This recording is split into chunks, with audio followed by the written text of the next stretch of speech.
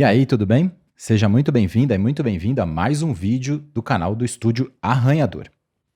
Neste vídeo, eu vou abordar 3 unidades de medidas que são muito importantes no universo do áudio. A gente vai falar da diferença entre pico, RMS e loudness. Se você trabalha com áudio, seja para podcast, seja produção musical, seja para produção audiovisual, provavelmente você já se deparou com essas medidas alguma vez na vida.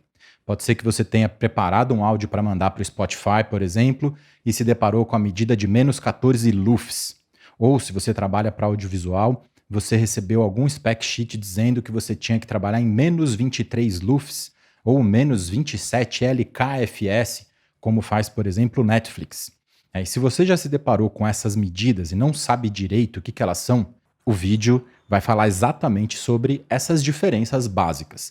Esse é um assunto que nas minhas aulas presenciais sempre surgem diversas dúvidas, diversas questões, porque justamente o pessoal está sempre lidando com esse tipo de medida sem entender direito o que cada uma delas está de fato medindo e para que cada uma delas de fato serve. Então a gente vai começar com a medida mais simples de todas, que é a medida de pico. Quando a gente está falando de pico, a gente está encarando o som como um fenômeno físico. Essa é a primeira questão importante a gente entender. Basicamente, o áudio chega na minha placa de áudio e ali ele é fracionado em 48.000 amostras em cada segundo. Isso é o que a gente chama de sample rate, ou em português, taxa de amostragem. Então, o pico vai pegar cada uma dessas 48.000 amostras em um segundo e vai analisar quanto de intensidade está ocorrendo em cada uma dessas amostras. Simples assim. Quando você passa o áudio por um medidor, ao final dessa medição ele te dá um valorzinho de pico também, que foi o máximo que esse áudio atingiu naquele fragmento que você tocou. Você pode configurar, alguns medidores te deixam configurar que o pico dele dure somente 50 milissegundos, 1 segundo, 2 segundos ou infinito, que é esse caso de você tocar um áudio inteiro e no final ele te diz bateu X dBFS.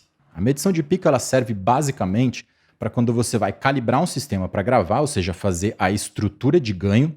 Então eu regulo aqui a entrada, o trim da minha placa de áudio, justamente observando o pico.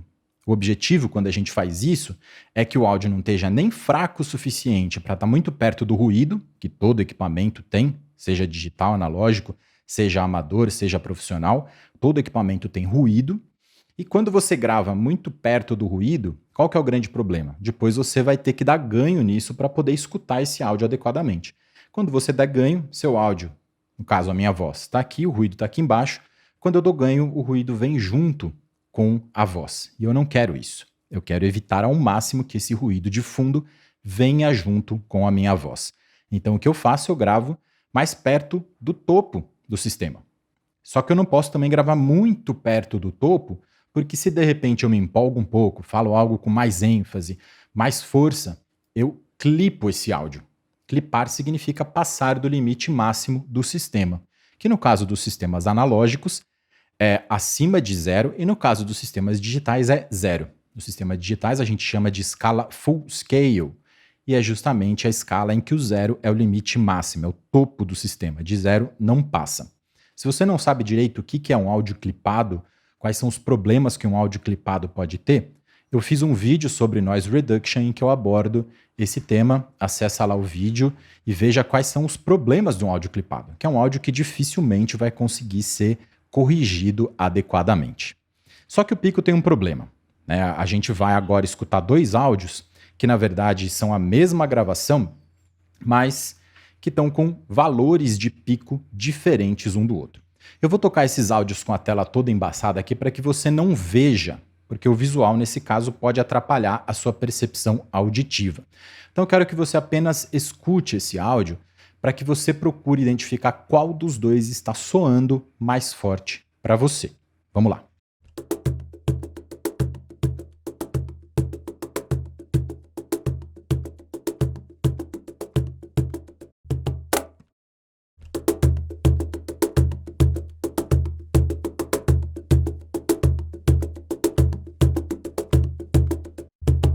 Provavelmente você achou que o segundo estava soando mais forte. Pouca coisa, mas provavelmente você identificou o segundo áudio como soando mais forte do que o primeiro. E é isso que é o esperado mesmo. A gente espera que você perceba esse segundo áudio como sendo mais forte, porque de fato, né, tem um aspecto aqui que eu vou entrar daqui a pouco nele que está mais forte. Só que agora eu vou tocar esse áudio com o meu mixer ativo para que você possa visualizar como está a medição de pico desse áudio. Quando eu tocar o áudio, você vai ver essas barrinhas aqui modulando, e essas barrinhas justamente são as barrinhas que mostram o pico desse áudio. Então vamos lá de novo, os dois áudios passando aqui agora com a visualização para você entender o que eu quero dizer, que é o problema do pico.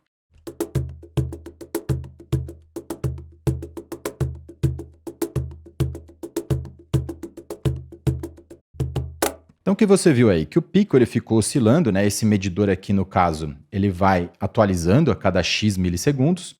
Ele ficou oscilando ali por volta de menos 6,5, menos 5, menos 4 e teve um último momento em que ele clipou, né? Ele passou do zero e acendeu essa luzinha vermelha. Agora vamos continuar e escutar o segundo visualizando o pico dele.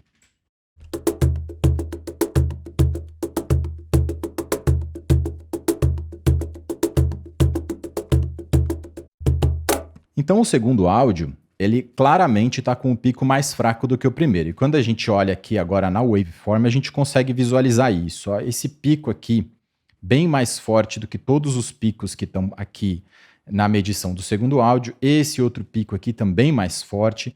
Então a gente percebe que o primeiro áudio, ele tem o pico mais forte do que o segundo. Mas a gente escuta o segundo mais forte do que o primeiro. Por que isso?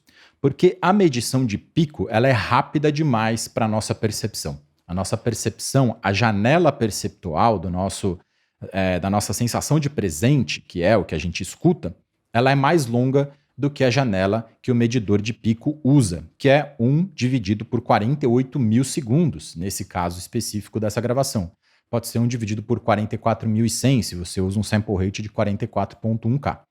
Então o que está acontecendo aqui é que, apesar do primeiro aparecer mais forte na medição de pico, ele é mais fraco porque eu não percebo esses picos. O que eu percebo é uma média do sinal. Né? É uma janela de duração mais longa de tempo que a minha percepção auditiva usa para a sensação de silêncio ser transmitida para mim.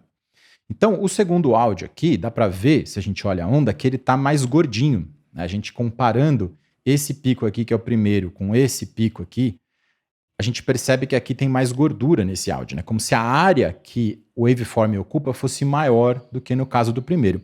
E é exatamente isso que está ocorrendo. O RMS, que é a segunda medida que a gente vai abordar hoje, ele é mais forte no segundo áudio do que no primeiro, apesar do primeiro ter um pico mais forte.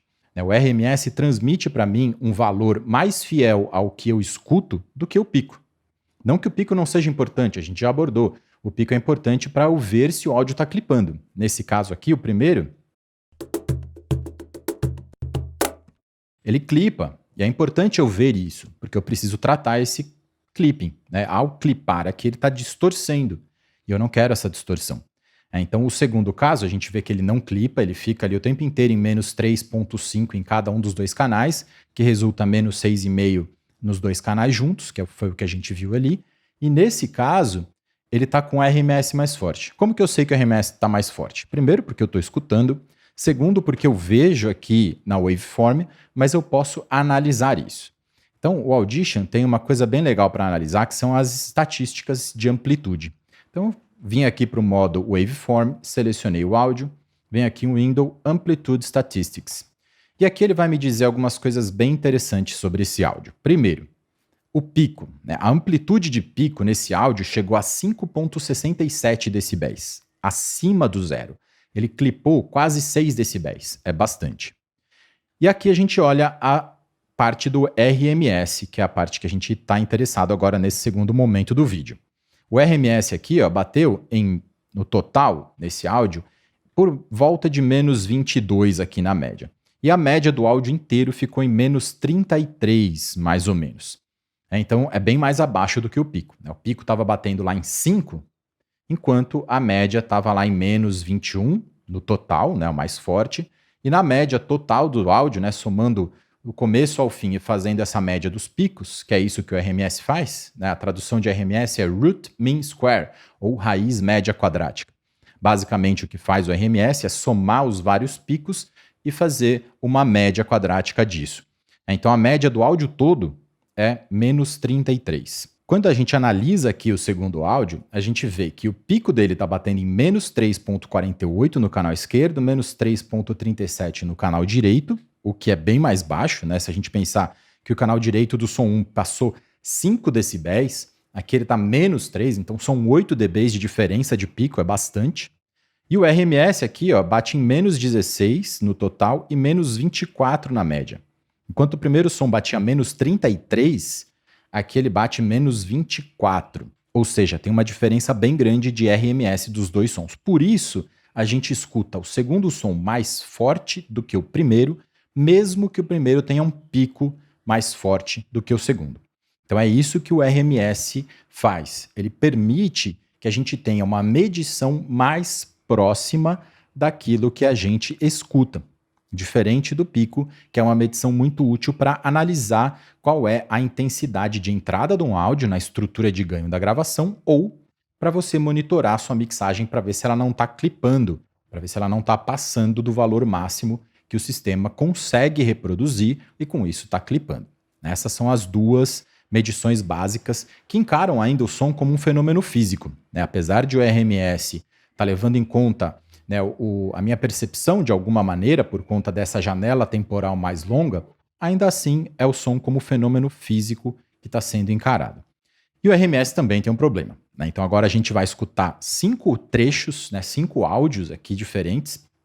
E esses áudios que eu vou tocar agora são senoides. Para quem não sabe o que é senoide é um tipo de som puro, uma frequência somente, que é gerada eletronicamente ou, nesse caso, digitalmente. É um som que não existe na natureza, mas que é um som muito útil para a gente medir alguns parâmetros de áudio, para a gente medir caixas de som, para a gente medir microfones, etc.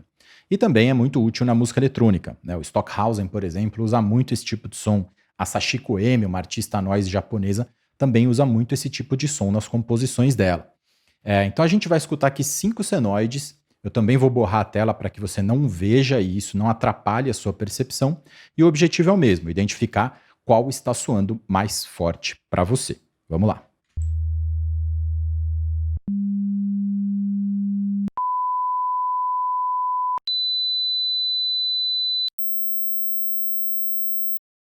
Provavelmente você deve ter percebido o terceiro ou o quarto som mais fortes. Sempre que eu aplico esse exercício em aula, a grande maioria das pessoas afirma que o terceiro ou o quarto, principalmente o quarto som, soa mais forte do que os outros. Isso pode mudar de sistema para sistema, então se você tem um fone de ouvido que realça os graves, por exemplo, pode ser que você tenha escutado o primeiro mais forte.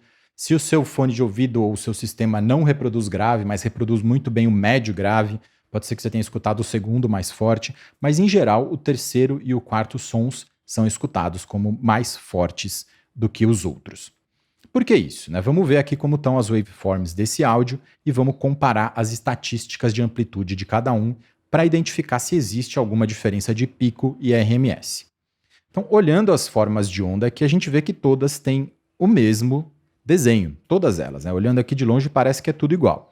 Quando eu aproximo, claro, a gente começa a ver que elas são diferentes.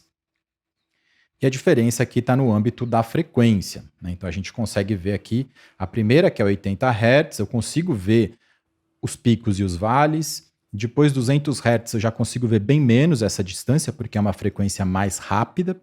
Depois, quando eu vou para 1K, eu já não vejo, só vejo um bloco, precisaria aproximar mais o zoom.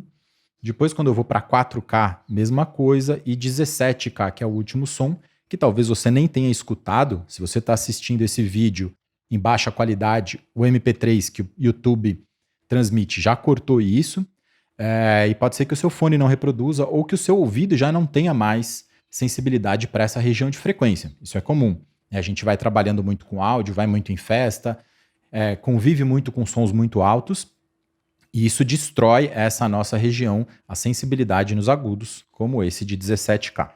Então, olhando aqui as formas de onda, a gente vê que todas elas estão na mesma intensidade. E se eu fizer a análise desse áudio, então comecei aqui com 80 Hz, Amplitude Statistics, Scan Selection, a gente vai ver que o pico é menos 15, o RMS menos 18. Agora vamos para o 200 Hz. Scan, pico menos 15, RMS menos 18. Exatamente o mesmo valor. Vamos agora para 1K. Scan Selection, pico menos 15, RMS menos 18. Exatamente a mesma coisa. Vamos agora para 4K, que provavelmente é o que você escutou mais alto. Scan Selection, pico menos 15, RMS menos 18. Mesma coisa. Vamos para 17K. Scan Selection, pico menos 15, RMS menos 18. Então por que você provavelmente escutou o terceiro ou o quarto sons mais forte do que os outros sons? Isso tem a ver com a nossa sensibilidade auditiva. O RMS ele é muito bom em ampliar a janela temporal para que a gente tenha uma medida mais próxima da nossa escuta, mas ele não faz nada em relação à frequência. E a frequência é uma questão fundamental para a nossa audição. A nossa audição não tem o mesmo nível de sensibilidade em todas as regiões de frequência. Quando a gente olha as curvas de Fletcher e Munson, que são essas curvas formuladas por esses dois pesquisadores que tentaram entender como é que o nosso ouvido funciona, a gente percebe que a gente tem muito menos sensibilidade nos graves do que nos médio-agudos. E foi exatamente isso que mostrou esse exercício rápido que eu fiz aqui. Quando eu toco essa onda mais grave, eu tenho muito menos sensibilidade a ela do que essa onda médio-aguda. Eu tenho muito mais sensibilidade aqui no 4K do que eu tenho em 80 Hz, e isso está demonstrado nas curvas de Fletcher e Munson. E é exatamente isso que o loudness mede. Então, o que vem o loudness fazer para o áudio é justamente trazer uma medida que é mais precisa do que o RMS para avaliar a nossa sensação de audibilidade ou a nossa percepção de intensidade sonora. Então, o que está fazendo o loudness é medir o som como um fenômeno perceptivo e não mais somente como um fenômeno físico. E é isso que esses serviços de streaming, como Netflix, como Spotify, como Apple, estão pedindo. Estão pedindo que você produza os seus trabalhos de acordo com um valor de loudness. E as emissoras de TV também, principalmente depois do Calm Act nos Estados Unidos, né, que definiram menos 24 LUFS como padrão. A Europa definiu como menos 23, o Brasil também trabalha com menos 23 no padrão de TV, broadcast. Então, quando você produz um programa de TV, você tem que bater a meta de menos 23 LUFS, que é a medida de loudness, Loudness Unit Full Scale. Então, o loudness justamente está levando em conta a nossa percepção do som. Como é que eu escuto esses sons? E tem uma forma de medir isso. Nos últimos anos apareceram diversos medidores de loudness no mercado, alguns muito bons e muito caros, outros gratuitos. E o Audition ele vem com um medidor de loudness nativo, que é justamente o Loudness Radar. Então a gente já viu que todos esses 5 áudios aqui têm o mesmo pico e o mesmo RMS. Agora vamos ver como é que isso aparece aqui no Loudness Radar do Audition.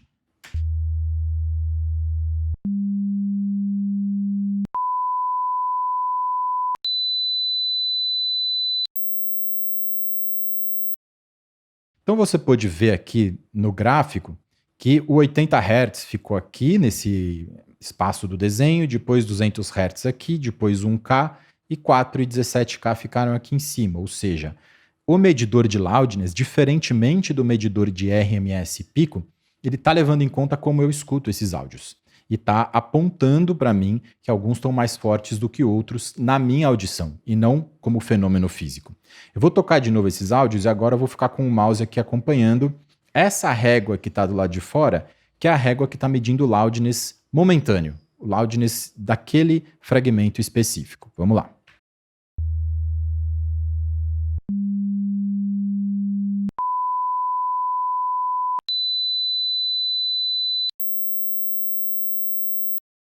Então você pode ver como o mouse ficava ali, né, em 20 LUFS momentâneo quando tocou o grave, e depois quando veio o médio grave ele já subiu um pouquinho para menos 18, depois ele subiu mais um pouquinho, e aí chegou lá em menos 14 quando vem o agudo e o médio agudo. O loudness é perfeito, né, para medir a nossa audição? Não. Aqui nesse vídeo isso fica claro. Os 17K, que a gente tem pouca sensibilidade, ele está registrando ali no mesmo nível de 4K, que a gente tem muito mais sensibilidade. Mas isso é um problema menos severo, porque de 4, 5K para cima a gente tem muito pouco conteúdo espectral, muito pouca coisa acontece nessa região de importante de fato, né? Então o que vai ter ali geralmente é brilho, é harmônico, é sobra, enfim, são detalhezinhos que trazem brilho, mas que não são tão relevantes assim como as regiões de 100 Hz até 4K, que são as regiões onde de fato a gente tem conteúdo fundamental e é importante para aquilo que a gente está produzindo, né? Então o loudness é uma medida que não é perfeita, mas é muito mais próximo da forma como eu escuto o áudio do que o pico ou o RMS. Então é isso que a gente vai usar quando a gente estiver trabalhando um áudio para o Spotify, para o YouTube mesmo, né? Para esse canal, esse vídeo aqui meu, eu tento deixar ele por volta de menos 18 LUFS no final. Isso é uma coisa importante também. Esses padrões, menos 14, menos 18, menos 16, menos 23, eles estão levando em conta o áudio inteiro e não só um fragmento. Então o que eu tenho que olhar ao final é quanto que ele me diz aqui no Program Loudness. Esse fragmento que eu toquei, por exemplo, ele está dentro do padrão que eu procuro chegar aqui no YouTube. Se eu estivesse produzindo música, um vídeo musical, precisaria ficar mais alto, né? Eu precisaria chegar em por volta de menos 13, menos 14 LUFS para ficar competitivo em relação a outros vídeos musicais aqui do YouTube. Vídeos, né, com fala ou filmes, a média de menos 18, menos 16 LUFS para o YouTube está muito bom. Se fosse para o Spotify, eu teria que deixar em menos 14, por exemplo. O Spotify faz essa normalização levando em conta o valor de menos 14. iTunes Store leva em conta menos 16. Netflix é menos 27 LKFS, que é uma outra medida de loudness, que é otimizada para a questão do diálogo. Então, cada uma das plataformas vai usar um valor de loudness, mas o importante é que você entenda que o loudness ele está levando em conta tanto a questão da intensidade do som, mas ele também está levando em conta a questão da frequência. Então, quanto de energia eu tenho em cada uma das regiões de frequência, e ele calcula isso para te dar um valor mais aproximado daquilo que você de fato está escutando. É isso, espero que você tenha gostado. Se você gostou, dá um like aqui no vídeo para ajudar o canal. Se você não gostou, dá um dislike. Se você ainda não se inscreveu no canal, se inscreve, aperta lá o sininho para você receber todas as notificações. E se você tiver algum comentário, eu fico muito feliz em ler os seus comentários. Tiver alguma sugestão de vídeo, manda aí no comentário que quando eu tiver um tempinho eu vou produzindo os vídeos de acordo com as suas demandas, beleza? Obrigado por assistir até o fim, até o próximo.